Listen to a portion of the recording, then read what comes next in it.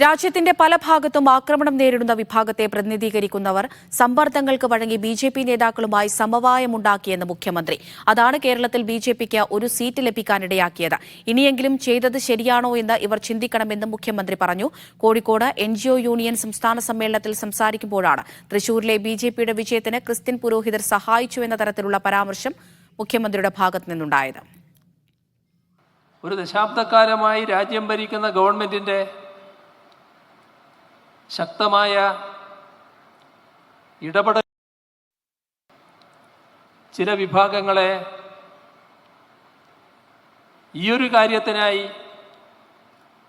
പ്രത്യേകമായി സ്വാഗതം ബി.ജെ.പി. ശ്രമിച്ചു എന്നത് വസ്തുതാപരമായ കാര്യമാണ്. എല്ലാവർക്കും